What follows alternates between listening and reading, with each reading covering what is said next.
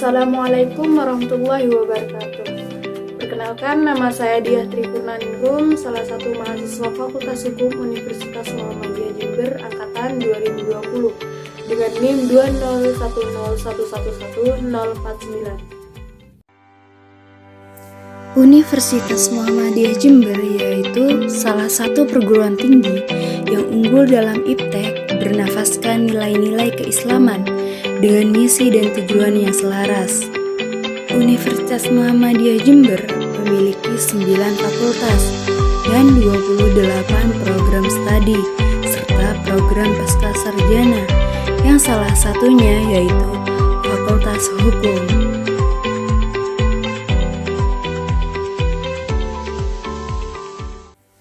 Pada video kali ini saya akan menjawab beberapa soal dari mata kuliah Hukum Internasional yang diampu oleh dosen yang bernama yaitu Ibu Aris Yuni Pawestri. Baik, langsung saja pada soal yang pertama, yaitu jelaskan pengayaan materi tentang hukum internasional mencakup apa saja dan jelaskan kaitannya dengan hukum nasional tiap-tiap negara dalam versi Anda. Baik, hukum internasional dapat didefinisikan sebagai sekumpulan hukum dan sebagian besar terdiri atas prinsip-prinsip dan peraturan-peraturan yang harus ditaati oleh negara-negara, dan oleh karena itu juga harus ditaati dalam menghubungkan antara satu dengan yang lainnya, yang mencakup yaitu organisasi internasional, hubungan antara organisasi internasional satu dengan yang lainnya, hubungan peraturan-peraturan hukum yang berkenaan dengan fungsi-fungsi lembaga atau negara organisasi internasional dengan negara-negara, dan hubungan antara organisasi internasional individu atau individu-individu. Lalu peraturan-peraturan hukum tertentu yang berkenaan dengan individu-individu dan subjek-subjek hukum yang bukan negara atau non-status entities. Sepanjang hak-hak dan kewajiban-kewajiban individu dan subjek-subjek hukum bukan negara tersebut yang bersangkut paut dengan masalah masyarakat internasional. Lalu hubungan antara hukum internasional dengan hukum nasional dari sudut pandang teoritis. Dari sudut pandang teoritis ini terdapat dua teori pokok yang membicarakan, yaitu teori dualisme dan teori monisme, yang dapat dijabarkan sebagai berikut. Ada teori dualisme yang menyatakan bahwa hukum internasional dan hukum nasional masing-masing merupakan dua sistem hukum yang berbeda antara satu sama yang lainnya. Sedangkan teori monisme, para penulis modern yang menganut pandangan teori monisme ini memandang bahwa kedua sistem hukum tersebut karena merupakan sistem peraturan hukum yang merupakan bagian-bagian yang saling berkaitan pada satu struktur hukum. Kaitannya dengan hukum nasional pada tiap-tiap negara, yaitu beberapa negara diantaranya seperti Inggris yang menganut suatu ajaran bahwa hukum nasional adalah hukum negara. Ajaran ini dikenal dengan nama doktrin inkorporasi. Menurut praktik di Inggris, perjanjian internasional yang memerlukan persetujuan parlemen dan memerlukan pengundangan nasional bagi berlakunya secara inter adalah yang pertama, yaitu perubahan dalam perundang-undangan nasional. Lalu yang kedua yaitu perubahan dalam status atau garis batas wilayah negara. Yang ketiga yaitu yang berkenaan dengan hak-hak sipil warga negaranya. Lalu yang keempat yaitu yang melakukan penambahan wewenang atau kekuasaan pada raja atau ratu. Lalu yang kelima yaitu penambahan beban keuangan secara langsung atau tidak pada pemerintahan Inggris. Negara selanjutnya yaitu seperti Amerika Serikat. Amerika Serikat ini merupakan negara lain yang juga menganut doktrin inkorporasi. Di dalam praktik undang-undang yang dibuat dengan persetujuan DPR atau Kongres, atau kongres dianggap tidak bertentangan dengan hukum internasional dan karenanya diusahakan agar tidak bertentangan dengan hukum nasional. Namun, jika suatu undang-undang terang-terangan bertentangan dengan hukum kebiasaan internasional, maka undang-undanglah yang harus dimenangkan. Yaitu selanjutnya itu Federasi Jerman. Nah, ini sebelumnya bersatu kembali dengan Jerman Timur menjadi satu Jerman. Pada pasal 25 Undang-Undang Dasar tersebut menyatakan bahwa ketentuan-ketentuan hukum internasional merupakan bagian dari hukum nasional Jerman. Nah, dalam konstitusi modern ada kecenderungan untuk mencantumkan dari secara tegas bahwa dalam hukum internasional merupakan bagian dari hukum nasional. Yang terakhir yaitu dari Prancis. Menurut Undang-Undang Dasar 1958, pada pasal 5 Undang-Undang Dasar ini menyatakan bahwa traktat atau perjanjian internasional lainnya yang telah disahkan atau diterima menurut undang-undang mempunyai kedudukan yang lebih tinggi dari undang-undang nasional mulai sejak berlakunya perjanjian itu dengan ketentuan bahwa pihak lain juga melakukannya. Pada soal nomor 2 yaitu berdasarkan teori yang Anda peroleh tentang teori hukum perjanjian internasional. Yang A yaitu apakah yang dimaksud dengan perjanjian internasional dan unsur-unsur perjanjian internasional. Dari perjanjian internasional menurut Profesor Mukhtar Kusumaja yaitu perjanjian yang diadakan antara anggota masyarakat bangsa-bangsa dan bertujuan untuk mengakibatkan akibat hukum tertentu. Menurut G. Schweizer mendefinisikan traktat sebagai suatu persetujuan antara subjek-subjek hukum internasional yang menimbulkan kewajiban-kewajiban yang mengikat dalam hukum internasional, dapat berbentuk bilateral ataupun multilateral. Sementara itu, Oppenheim mendefinisikan perjanjian nasional adalah suatu persetujuan antara negara-negara yang menimbulkan hak dan kewajiban antar para pihak. Nah, untuk unsur-unsur perjanjian internasional yang berdasarkan definisi perjanjian internasional yaitu yang pertama yaitu semua perjanjian internasional dibuat oleh negara-negara sebagai salah satu subjek hukum internasional. Yang kedua yaitu diatur dalam hukum internasional.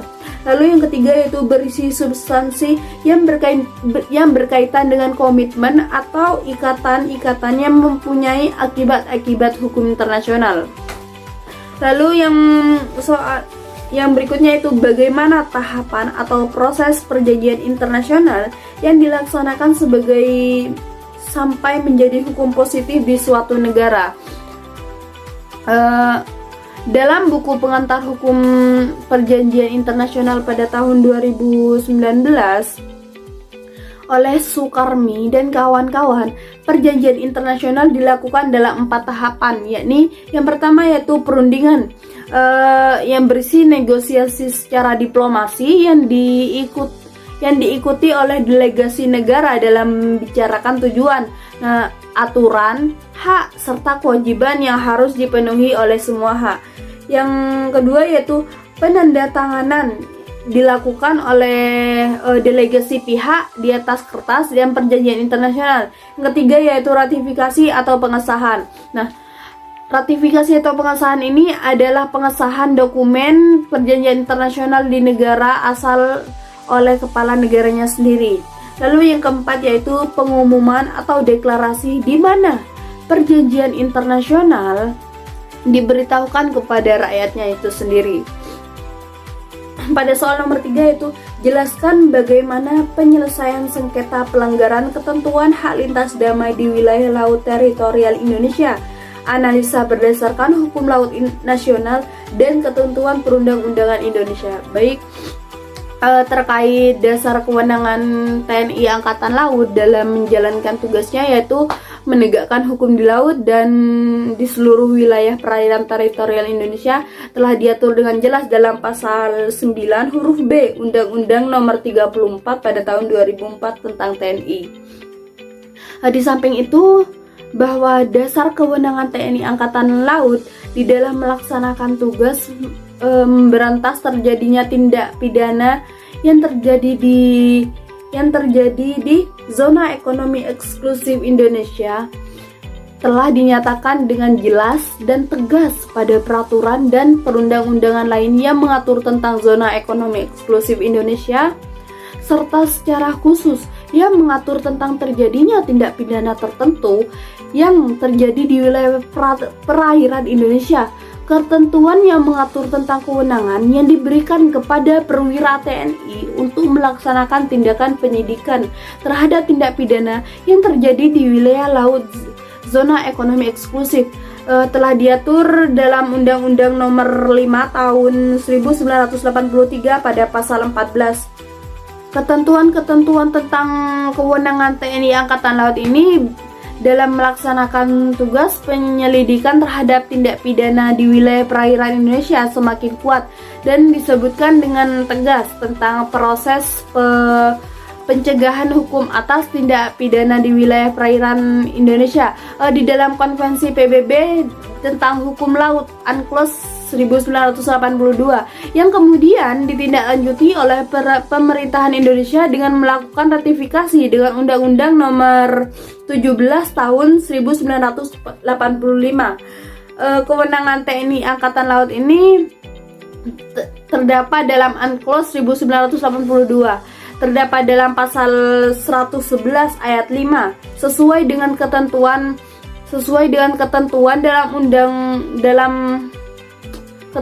dalam pasal 111 ayat 5 UNCLOS 1982 bahwa TNI Angkatan Laut mempunyai kewenangan untuk melakukan penegakan atas keutuhan kedaulatan negara, juga memiliki kewenangan dalam menegakkan hukum yang sesuai dengan yurisdiksi negara atas wilayah perairan lautnya. Untuk soal yang berikutnya yaitu sebut dan jelaskan prinsip-prinsip penyelesaian sengketa secara damai berdasarkan teori dan hukum internasional.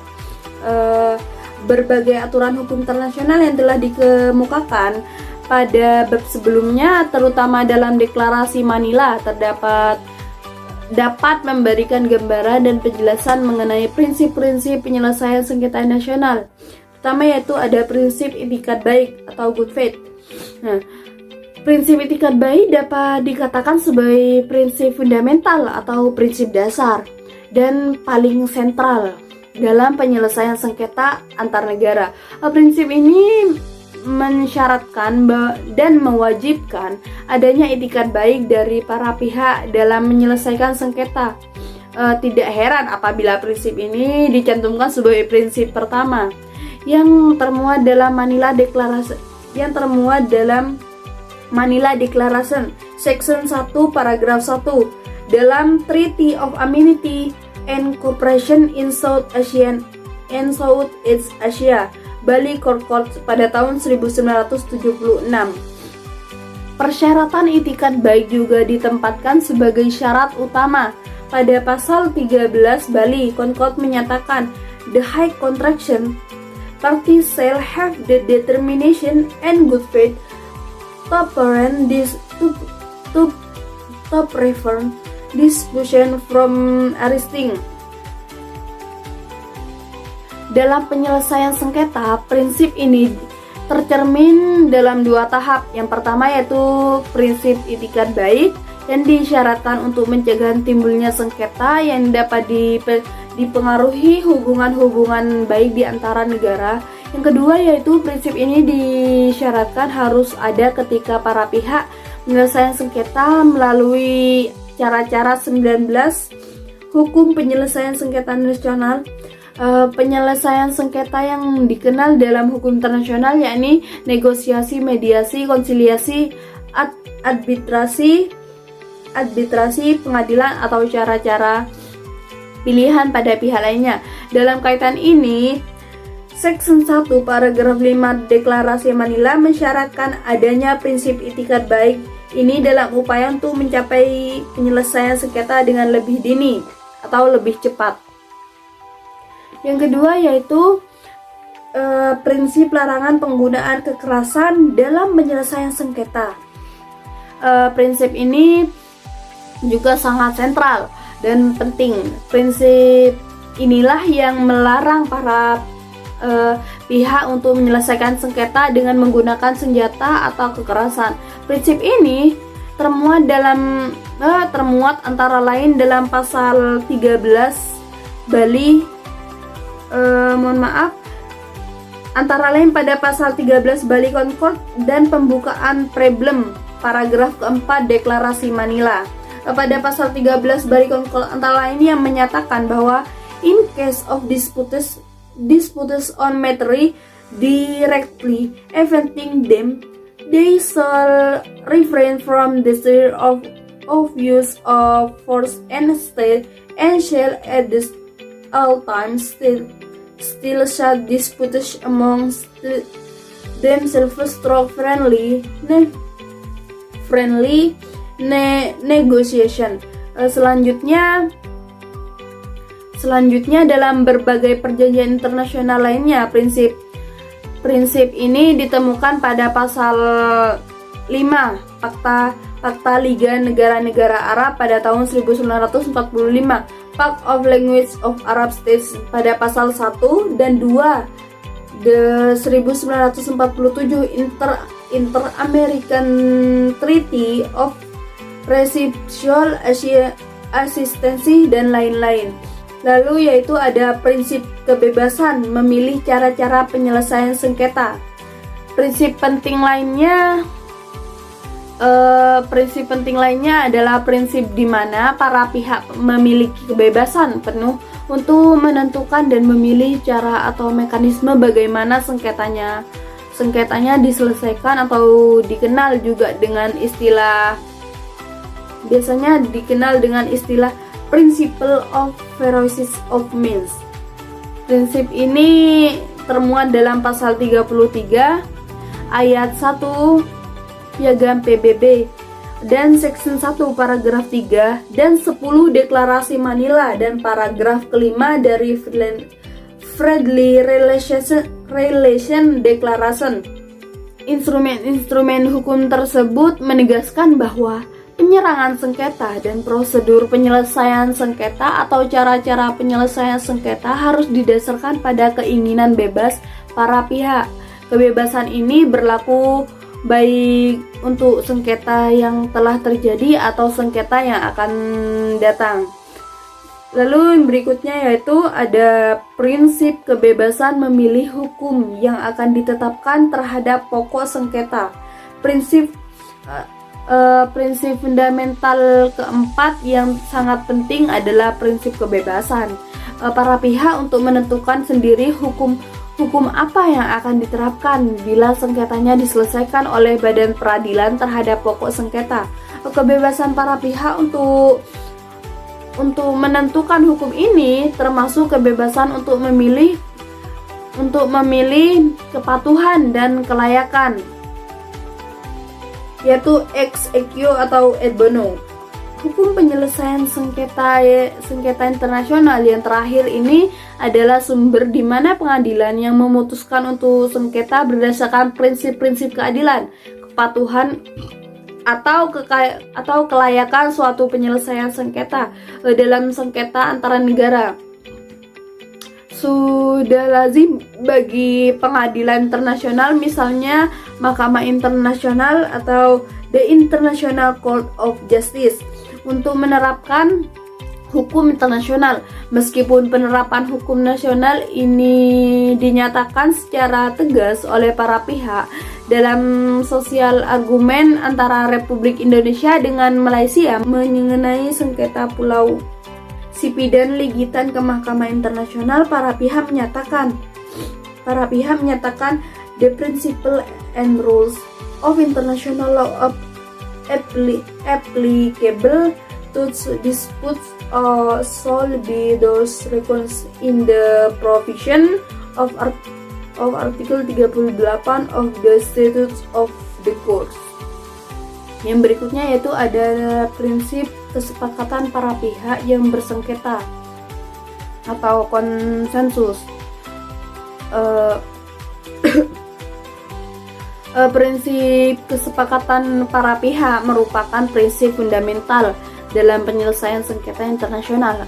Prinsip inilah yang menjadi dasar untuk pelaksanaan dari prinsip ketiga dan keempat di atas.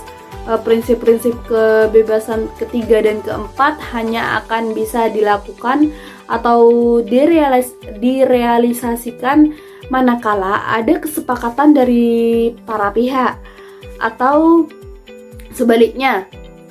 Prinsip kebebasan 3 dan 4 tidak akan mungkin berjalan apabila kesepakatan hanya ada dari salah satu pihak saja atau bahkan tidak ada kesepakatan sama sekali dari kedua belah pihak. Yang berikutnya yaitu ada prinsip exhaustion of local remedies. Prinsip ini termuat dalam antara lain yaitu Section 1 paragraf 10 Deklarasi Manila. Menurut prinsip ini, hukum kebiasaan internasional menetapkan bahwa sebelumnya para pihak mengajukan sengketa ke pengadilan internasional, maka langkah-langkah penyelesaian sengketa yang tersedia atau diberikan oleh hukum internasional negara harus terlebih dahulu ditempuh. Exhaustus dalam sengketa The Interhandle Case pada tahun 1999. Mahkamah Internasional menegaskan, yaitu before resort may be had to an international courts, the state where the violation of courts should have an opportunity the is by its one means, where the framework is of domestic legal system. Lalu yang terakhir yaitu ada prinsip-prinsip hukum internasional tentang kedaulatan. Prinsip ini mensyaratkan negara-negara yang bersengketa untuk terus mentaati dan melaksanakan kewajiban-kewajiban internasionalnya dalam hubungan dengan satu sama yang lainnya berdasarkan prinsip-prinsip fundamental integritas wilayah negara-negara. Untuk soal yang terakhir yaitu dengan banyaknya kejadian yang mengarah pada pelanggaran terhadap hak asasi manusia menunjukkan bahwa manusia terutama di Indonesia ya, masyarakat, penyelenggara negara dan penegak hukum belum memahami apa arti sebenarnya tentang hak-hak asasinya, termasuk kewajiban-kewajiban asasinya. Selengkapnya dan sebaik apapun peraturan perundang-undangan yang mengatur hak asasi manusia hanya akan bernilai bila dipraktekkan dan dalam kehidupan sehari-hari. Adanya peraturan perundang-undangan sudah seharusnya dan sewajarnya untuk dilaksanakan dan ditegakkan. Sistem peradilan yang tidak memihak dan menjatuhkan hukuman kepada yang bersalah berdasarkan atas hukum yang sebenarnya dan dijalankan sesuai dengan prosedur hukum yang benar. Hak asasi manusia akan bisa berjalan dengan baik kalau setiap warga negara atau setiap manusia menjalankan hak dengan mengingat kewajiban-kewajibannya. Hak asasi manusia akan berjalan dengan baik apabila setiap manusia menyadari bahwa ada orang lain yang mempunyai hak yang sama dengan dirinya. Dengan kata lain, bahwa hak asasi manusia akan berjalan dengan baik apabila hak asasinya itu dibatasi oleh hak asasi orang lain. Nah, peraturan perundang-undangan adalah sebagai tools of law atau informants bagi penegakan hak asasi manusia di Indonesia. Hak asasi manusia akan lebih berjalan atau bisa dijalankan dengan lebih baik dalam suasana dalam suasana peri kehidupan ya, peri kehidupan bangsa yang demokratis, karena negara yang demokratis senantiasa berdasarkan hukum dalam praktek kenegaraannya, senantiasa menghormati hak-hak warga negaranya dan adanya partisipasi warga negara dalam pengambilan kebijakan publik. Mungkin itu saja jawaban dari saya mengenai soal-soal yang telah diberikan. Kurang lebihnya mohon maaf. Billahi fisabilil haq wastabiqul khairat. Wassalamualaikum warahmatullahi wabarakatuh.